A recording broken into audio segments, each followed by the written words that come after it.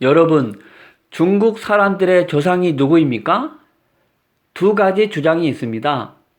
무신론을 믿는 분들의 주장과 창조론을 믿는 분들의 주장입니다. 무신론을 믿는 분들의 주장처럼 네안데르탈린, 크로마뇽인, 북경인 등등 유인원이라는 것과 창조론을 믿는 분들의 주장처럼 성경에 기록된 노아의 대홍수 심판 때 살아남은 노아의 가족 8사람이라는 것입니다. 그런데 무신론을 믿는 분들은 중국인의 조상이 유인원이라고 말하면서 내놓는 증거가 뭐냐? 바로 화석입니다. 그런데 창조론을 믿는 분들은 중국인의 조상이 노아의 가족 8사람이라고 말하면서 대중 앞에 내놓을 특별한 증거가 없습니다. 여러분, 배운 사람들은 무슨 주장보다는 증거를 중요시합니다.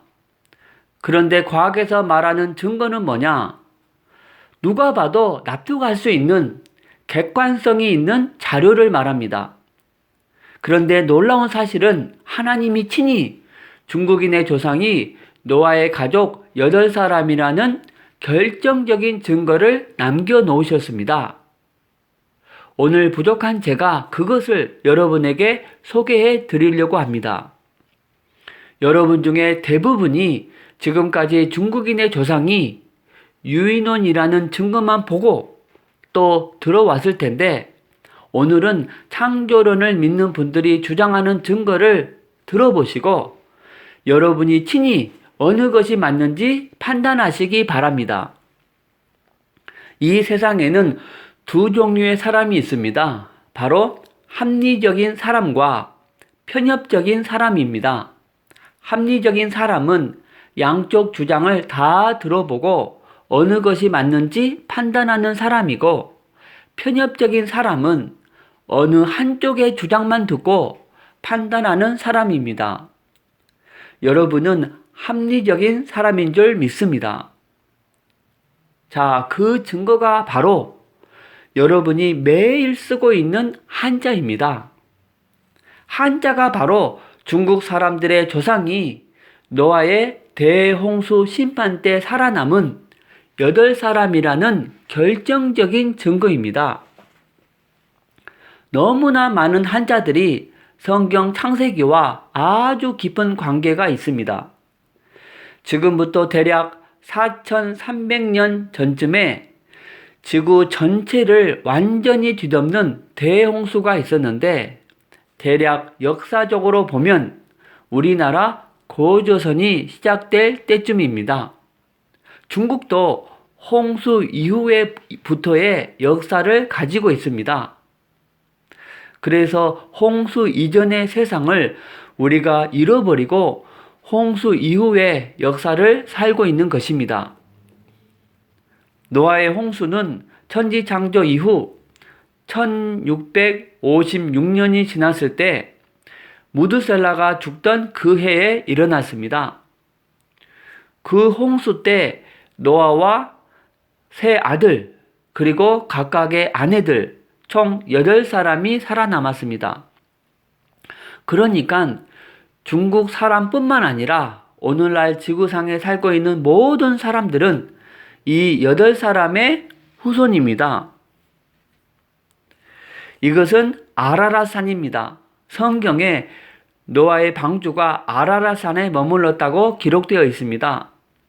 홍수 이후 인류가 번성하여 하나님께서 전 세계로 흩어지라고 명령하셨어요. 그런데 흩어지는 척 하다가 옹기종기 모여서 사고친 것이 바로 바벨탑 사건입니다. 이 사건 때문에 지금 수많은 언어가 생겨나게 되었습니다. 이 바벨탑 사건으로 인해서 사람들이 유럽으로, 아프리카로, 아시아로 흩어지면서 인종이 크게 나누어지게 되었습니다. 그런데 아시아 쪽으로 간 사람들이 동쪽으로 가다가 아예 베링해를 건너서 간 사람들이 인디언들이고 에스키모인들입니다. 또 한 무리가 동쪽으로 가다가 우리는 다리가 아파서 더 이상 못 가겠다 하고 여기로 들어온 사람들이 바로 우리 조상들입니다. 우리 민족이 시작된 단군 기원연대가 기원전 2333년입니다. 2019년도를 기준으로 4351년입니다. 성경 역사와 비교하면 대홍수 심판과 11년밖에 차이가 없습니다. 그 다음에 또 동쪽으로 가다가 여기 땅 넓구나 하면서 살게 된 사람들이 중국 사람들입니다. 그런데 중국 사람들이 한자를 만들어 사용하고 있는데 그 한자 속에 중국 사람들의 조상이 노아의 후손이라는 강력한 증거가 들어 있습니다. 오늘 그 내용을 강의하려고 합니다. 여러분, 한자는 그림 글자입니다. 먼저 그 대표적인 글자를 몇 가지 알려드리겠습니다. 여러분, 이 글자는 바로 구조선, 유조선 할 때 쓰는 배선자입니다. 분해하면 배주자에 8팔자에 입구자입니다. 그런데 입구자는 사람의 입을 가리킬 때도 쓰지만 사람 수를 셀 때도 쓰입니다. 그럼 이 글자를 풀이하면 배 8사람 이렇게 풀이할 수 있습니다. 바로 노아의 방주입니다. 전 세계적인 대홍수 심판 때 방주를 타고 살아남았던 사람은 8명밖에 없었어요. 베드로전서 3장 20절 말씀에 방주에서 물로 말미암아 구원을 얻은 자가 몇 명뿐이니 겨우 8명이라 했습니다. 어떤 분들은 말하기를 그 수많은 한자 중에 어쩌다 한 글자가 맞으니까 잘도 껴다 맞춘다 이렇게 생각할 수 있습니다. 그런데 여러분, 거꾸로 생각해 보면 여러분이 고대 한자를 발명한 중국 사람이라고 가정한다면 배와 관련지어서 왜 하필이면 그 수많은 숫자 중에서 8팔자를 사용했느냐 하는 것입니다. 무슨 뚜렷한 근거가 있으니까 팔자를 썼지 않겠습니까? 그리고 글자는 나만 안다고 되는 것이 아니고 상대방도 알아들어야 합니다. 글자가 오랫동안 사용되고 널리 사용되려면 그 글자를 만든 근거가 확실해야 합니다. 그렇죠? 그렇다면 고대 중국 사람들 사이에 뭔가 공통의 지식이 있었고 그 뜻이 아주 분명했기 때문에 이와 같은 글자를 만들어서 오랫도록 사용했다는 것입니다. 바로 그런 관점으로 뒤에 한자를 보아야겠습니다. 이 글자는 배조자입니다. 여러분, 인류 최초의 배가 바로 노아의 방주입니다. 그런데 여기에 3개의 표시가 있죠? 성경 창세기 6장 6절 말씀에 하나님이 노아에게 방주를 지으라고 할 때 상중하 3층으로 지으라고 했습니다. 거기에 창을 내되 위에서부터 한 규빗을 내고 그 문은 옆으로 내고 상중하 3층으로 할지니라. 또 이 글자는 홍수 홍자입니다. 분해하면 물수변에 함께 공자입니다. 풀이하면 물로 함께 멸망당했다 이렇게 풀이될 수 있는 글자입니다. 그리고 함께 공자 밑에는 8팔자가 들어있어요. 희한하게도 배 그리고 물과 관련된 글자 중에서 8팔자가 종종 들어있어요. 베드로후서 3장 6절 말씀에 보면 이로 말미암아 그때에 세상은 물이 넘침으로 멸망하였으되 이렇게 되어 있습니다. 또 이 글자는 연역 소개할 때 쓰이는 물 따라 내려가다라는 연자인데 분해하면 물수변의 8팔자 그리고 입구자입니다. 뜻은 홍수 이후에 8사람으로부터 그 후손들이 물을 따라서 정착하였다. 이렇게 이해될 수 있습니다. 노아의 홍수 이후에 아라라산에서 내려온 사람들이 정착하려면 틀림없이 물가를 따라서 정착하게 됩니다. 그렇죠? 중국 사람들 입장에서 볼 때에도 황하강이나 양쯔강 상류 쪽으로 올라갈수록 더 오래된 유물과 유적이 나옵니다. 이것은 중국 사람들이 상류 쪽에서 하류 쪽으로 이동해 왔음을 보여줍니다. 이 글자는 운반하다 할 때 쓰는 반자입니다.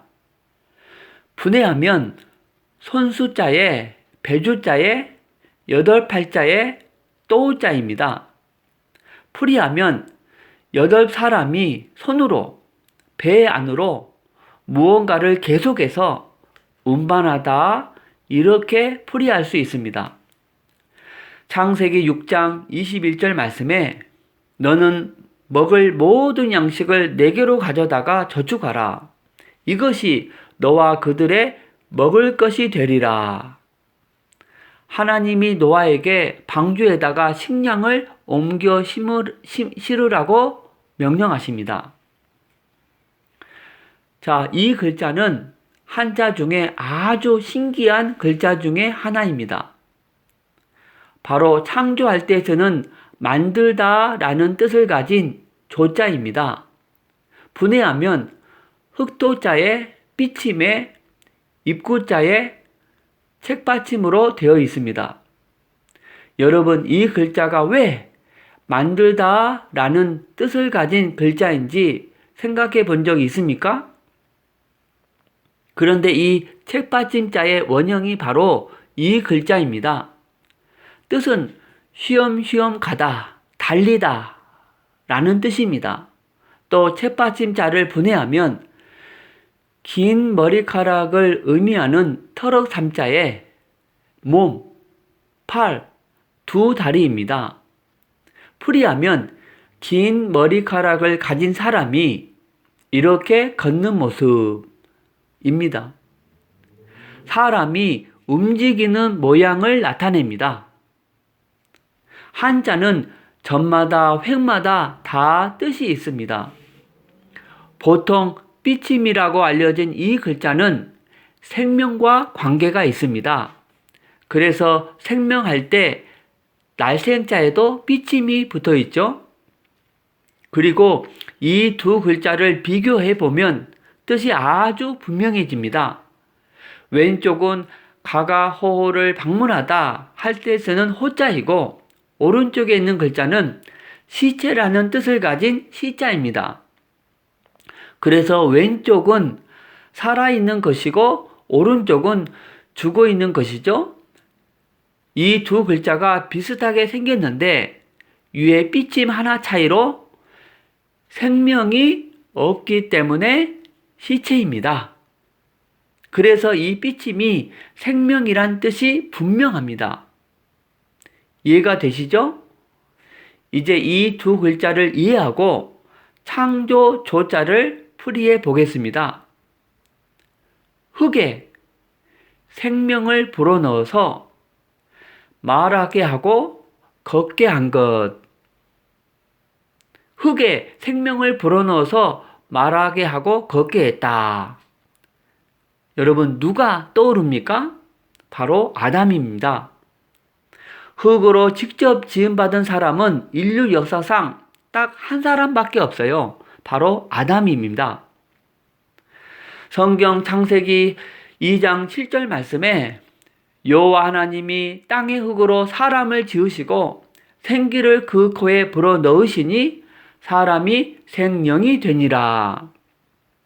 놀랍게도 성경 창세기에 나오는 흙으로 사람을 만들었다는 인간 창조에 관한 내용이 한자 속에 그대로 담겨 있어요. 여러분, 이렇게 설명될 수 있다는 것이 신기하지 않습니까? 흙으로 사람을 만들었다는 이야기는 성경을 알았던 사람들 뿐만 아니라 고대 중국 사람들도 알고 있었다는 것입니다. 참고로 여러분, 사람이 흙으로 지음받았다는 것을 믿으십니까? 그리고 사람이 흙으로 지음받았다는 것이 과학적인 이야기입니까? 아니면 비과학적인 이야기입니까? 과학이 이렇게 발달한 시대에 사람이 흙으로 지음받았다는 사실을 믿기가 쉽지 않죠. 그리고 상당히 비과학적인 이야기처럼 들려지죠? 그렇죠? 그런데 여러분, 흙으로 사람을 만들었다는 것은 참 과학적인 이야기입니다. 우리가 차근차근 생각해 보면, 여러분, 사람이 죽으면 무엇으로 돌아갑니까? 흙으로 돌아갑니다.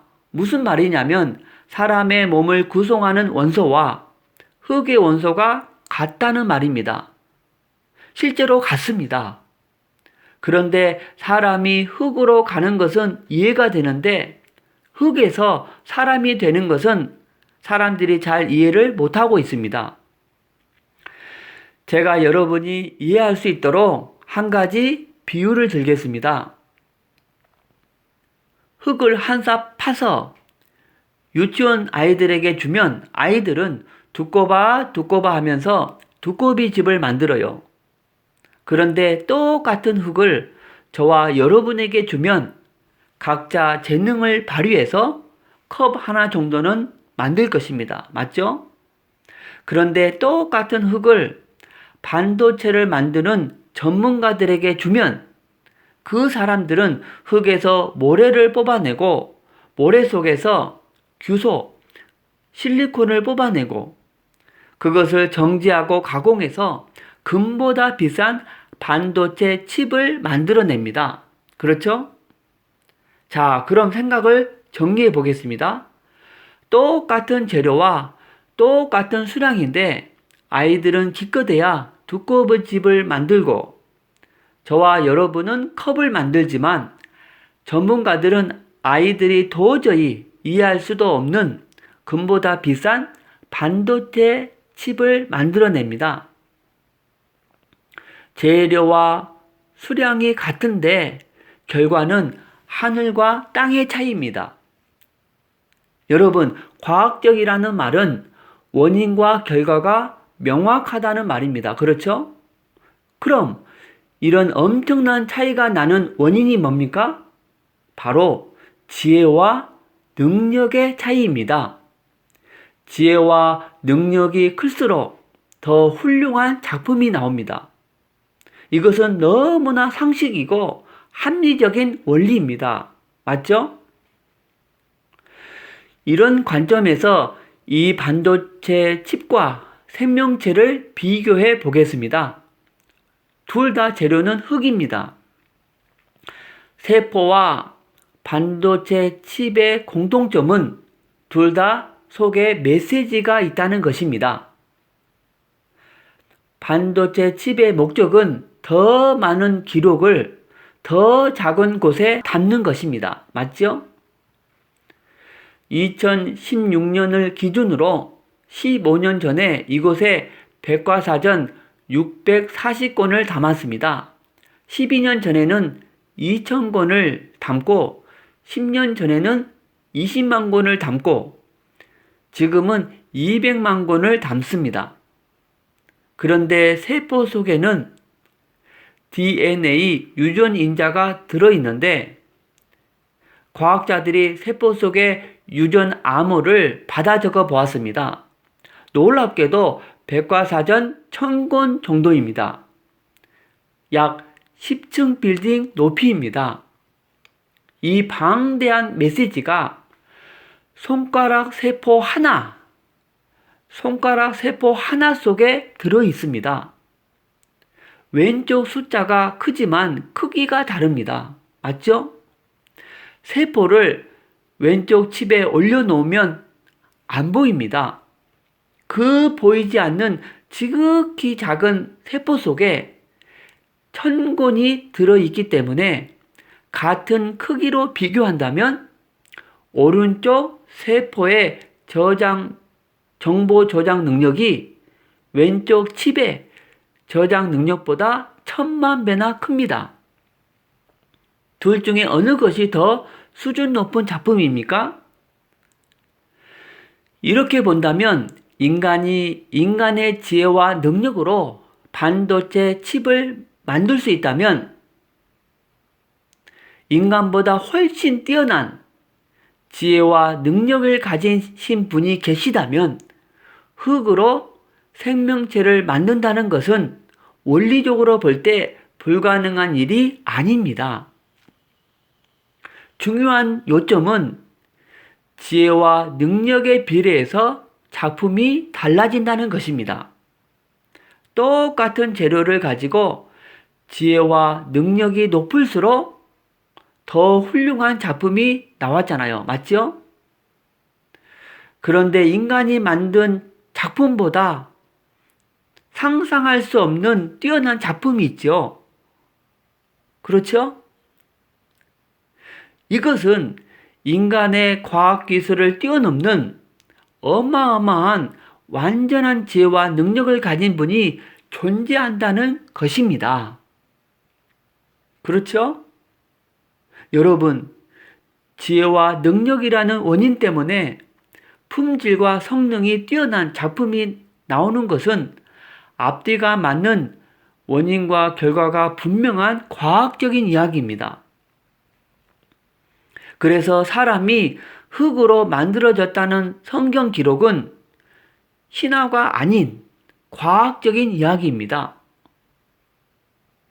현재 인간의 수준은 여기까지 와 있습니다. 그럼 조금만 더 발전하면 여기까지 올까요? 아닙니다. 상상할 수 없는 차이가 있습니다.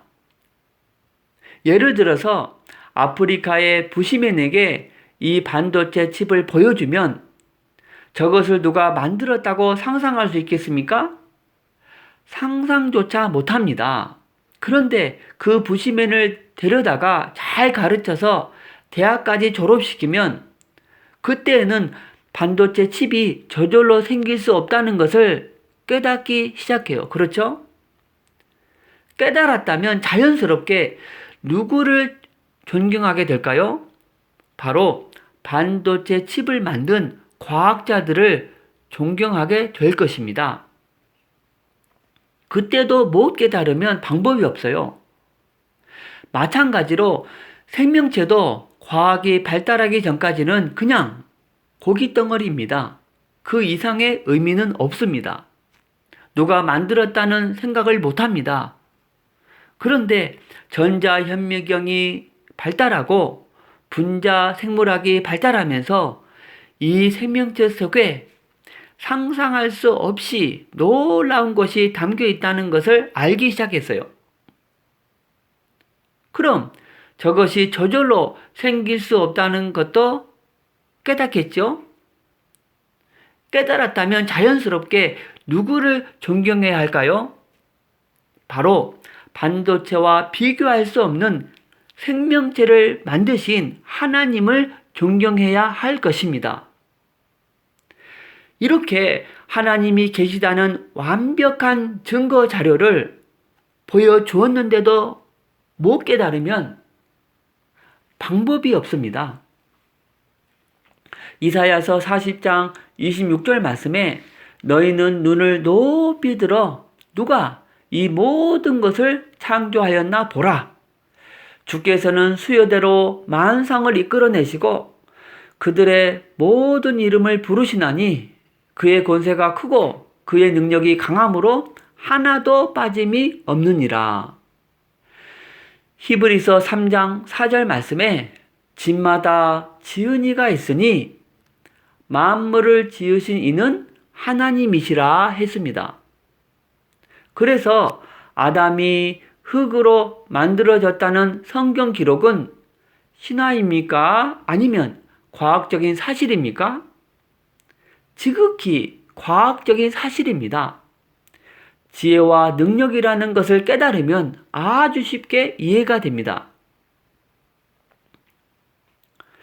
여러분, 한자가 언제부터 만들어지기 시작했는가를 추정해 보면 대략 기원전 2500년 전부터입니다.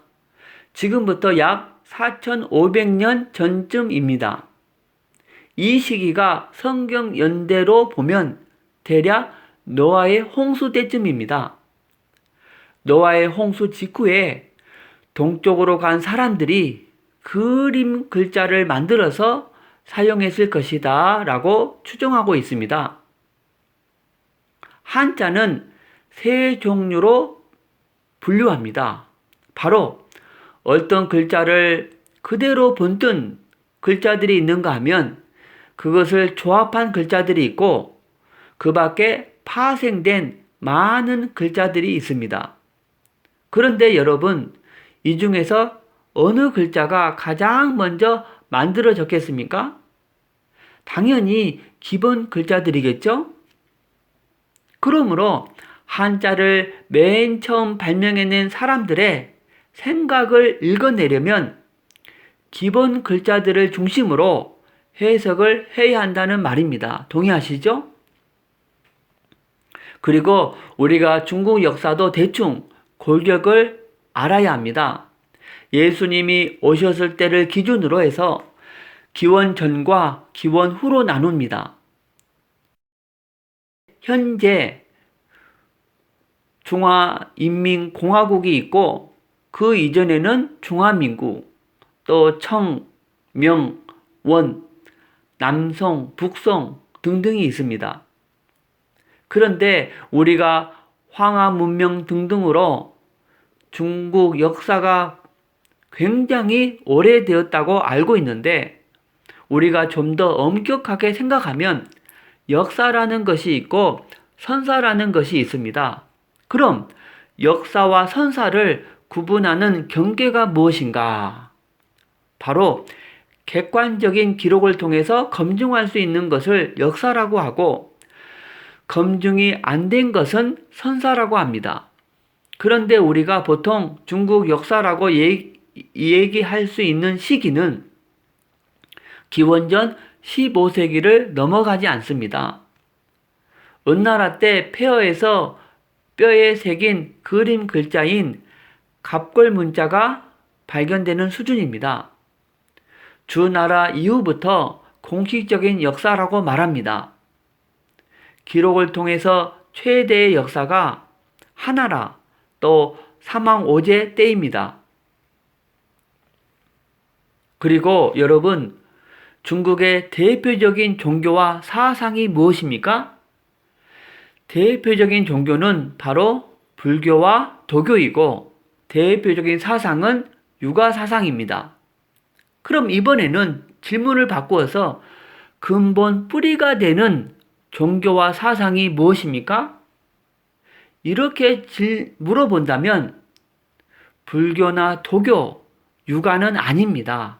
왜냐하면 불교는 기원전 624년경에 인도에서 태어난 석가모니로부터 시작이 되었는데 중국에 들어온 것은 기원전 67년입니다.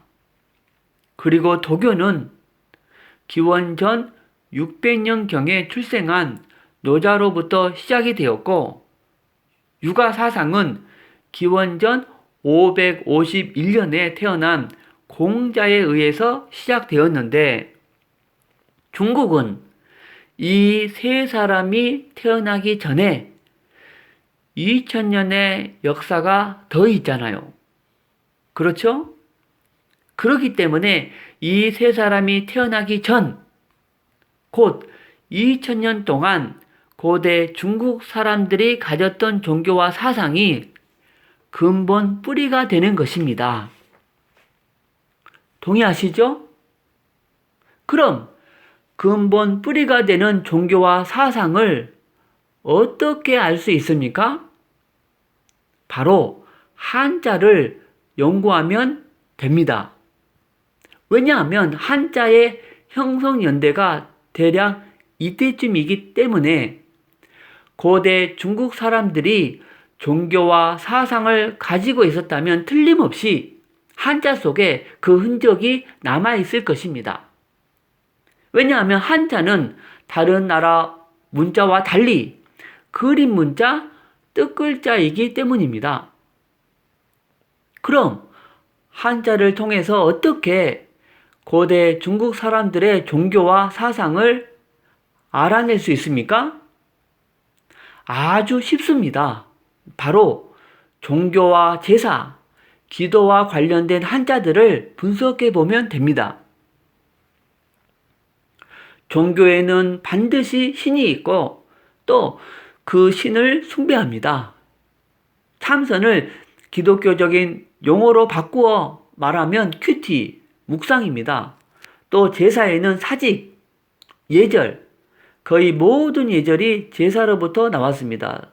또 조상, 기도에는 복을 빌고 화가 내리지 않기를 빌고 도움을 빌고 자, 이 글자들이 바로 종교, 제사, 기도와 관련된 글자들인데 이 종교, 제사, 기도와 관련된 한자들을 모아놓고 보니까 이상하게 모든 글자마다 공통으로 들어가 있는 부수 글자가 있습니다. 바로 보일 시자입니다. 우연이라고 할 수 없을 정도로 모든 글자 속에 공통으로 들어가 있습니다. 그렇죠? 바로 이 보일 시자가 종교, 제사, 기도의 핵심이 되는 글자이고 뭔가 비밀을 풀 수 있는 열쇠입니다. 전시하다, 계시하다 할 때 쓰는 보일 실자인데 계시자가 누구죠? 바로 신입니다. 그래서 이 보일 시자는 뭔가 종교적인 의미를 가진 글자인 것이 확실합니다. 지금의 한자는 진시황 이후에 정리된 글자이고 이 보일 실자의 아득한 옛날 초기 그림 글자 형태로는 이와 같습니다. 이 뜻을 알려면 반드시 한자의 기본을 알아야 합니다. 여러분, 우리가 학교에서 한자의 기본 구조를 배울 때 가장 먼저 배우는 것이 바로 기본 삼획입니다. 그 대표적인 글자가 장인 공자인데 위에 가로로 한 획은 하늘이고 밑에 가로 한 획은 당연히 땅이겠죠? 그리고 하늘과 땅 사이에는 바로 사람입니다. 그래서 천지인 이것이 그 방대한 한자의 가장 기본입니다. 맞죠? 이 사실을 알고 이 보이실자를 다시 한번 보겠습니다. 위에 가로로 한 획이 하늘이고 그 다음에 사람 모두 세 사람입니다. 하늘과 세 사람 생각나는 것이 없습니까? 바로 삼위일체 하나님이십니다. 성경 마태복음 28장 19절 말씀에 그러므로 너희는 가서 모든 민족을 제자로 삼아 아버지와 아들과 성령의 이름으로 세례를 베풀고 했습니다. 바로 삼위일체 하나님이십니다. 또 고린도후서 13장 13절 말씀에도 주 예수 그리스도의 은혜와 하나님의 사랑과 성령의 교통하심이 너희 무리와 함께 있을지어다. 여기에도 삼위일체 하나님이 나옵니다. 하나님이 인간에게 자신을 나타낼 때 성부, 성자, 삼위의 하나님으로 나타내셨습니다. 이 보일시자는 그것과 관계가 있다고 생각되는 모습입니다. 그런데 이 글자만 말하면 우긴다고 생각할까봐 이와 관련된 글자를 소개하겠습니다. 여러분, 세 분의 하나님, 성부, 성자, 그리고 세 번째 하나님이 누구시죠? 바로 성령님이십니다. 그런데 성령 할 때 명자를 쓸 줄 아세요? 굉장히 복잡한 글자입니다. 이 명자를 잘 보시면 가운데 입구자가 동동하게 3개 있습니다. 여러분, 입구자는 사람의 입을 가리킬 때도 쓰이지만 사람의 수를 셀 때도 쓰인다고 했습니다. 그럼 몇 사람이죠? 바로 3사람입니다.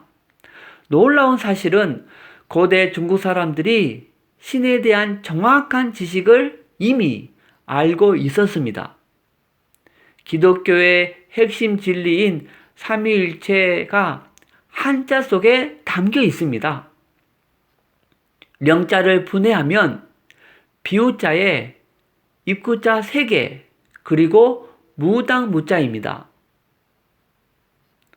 이 글자는 무당할 때 쓰는 무자입니다.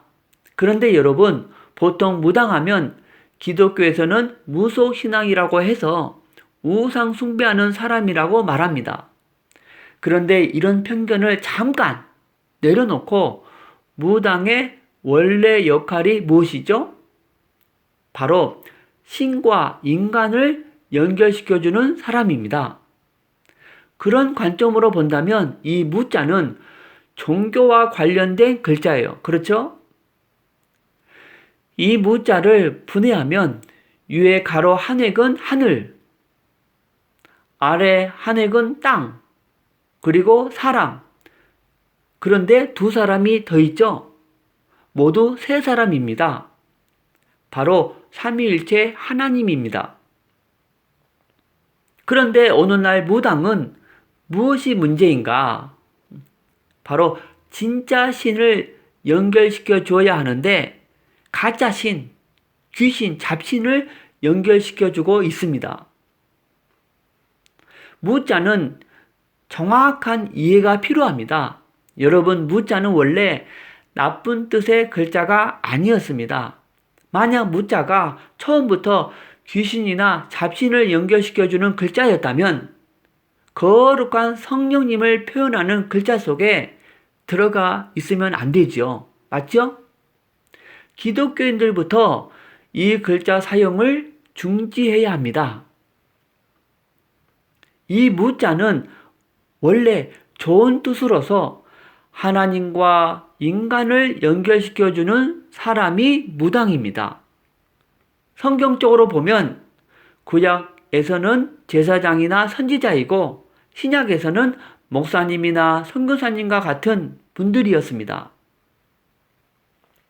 그런데 지금은 변질되어서 귀신과 사람을 연결시켜주고 있습니다. 이것을 보더라도 고대 중국 사람들이 하나님에 대한 개념을 이미 정확하게 알고 있었다는 것을 알 수 있습니다. 그래서 이 영자를 풀이하면 수면유의를 운행하시는 하나님이 창조 작업을 하는 모습, 이렇게 풀이할 수 있습니다.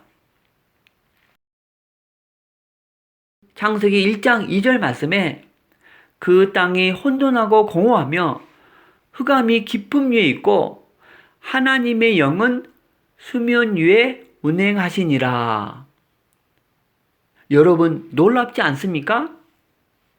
이 모든 것을 종합해 볼 때 이 보이시자는 고대 중국 사람들이 숭배했던 하나님을 표현했던 글자임이 틀림없습니다.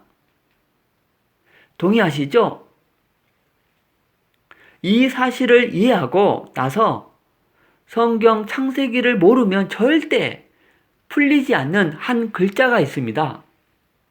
아주 놀라운 글자인데 오늘 중국 한자와 성경 강의를 통해서 하나님은 살아계신 참신이심을 알게 되었습니다. 자, 그럼 어떻게 그 참신이신 하나님을 만날 수 있습니까? 여러분이 마지막 5분만 잘 들으시면 그 하나님을 만나게 됩니다. 지구상에 사는 사람이라면 다 문제를 가지고 살아갑니다. 어떤 분은 불면증, 우울증, 어떤 분은 가난, 사고, 질병, 사업의 실패, 도박, 실업, 술 중독, 담배 중독, 게임 중독, 또 어떤 집은 부부 문제, 자녀 문제로 고통당하고 죽으면 영원한 지옥불에 떨어집니다. 또 어떤 가문은 암이 대물림되고 중풍이 대물림됩니다. 그럼 이들 문제의 근본 원인이 무엇입니까? 바로 하나님을 떠난 문제입니다. 누가 참신인가? 바로 당신의 영혼을 만드신 분이 참신입니다. 물고기가 물속에 있을 때는 너무 행복합니다. 그러듯이 사람이 하나님 안에 있을 때는 이 땅을 정복하고 다스리는 축복을 누렸습니다. 그런데 행복의 근원 대신 하나님을 떠나서 지금 저와 당신의 모든 문제가 온 것입니다. 그럼 왜 하나님을 떠났습니까? 바로 사단에게 속아서 죄를 지었기 때문입니다. 그런데 세상 사람들은 본인의 문제가 위에 이 세 가지 근본 문제에서 왔다는 것을 모릅니다. 그래서 과학, 종교, 철학, 선행을 의지하지만 해결 안 되고 점점 더 커집니다. 그런데 사랑이 많으신 하나님께서 이 세 가지 근본 문제를 해결하기 위해서 한 구원자를 보내주셨는데 그분이 바로 그리스도이십니다. 그리스도께서 십자가에서 피 흘려 죽으시고 부활하심을 통해서 당신 문제의 근본 원인인 이 세 가지 문제를 깨끗이, 확실히, 영원히 해결하셨습니다.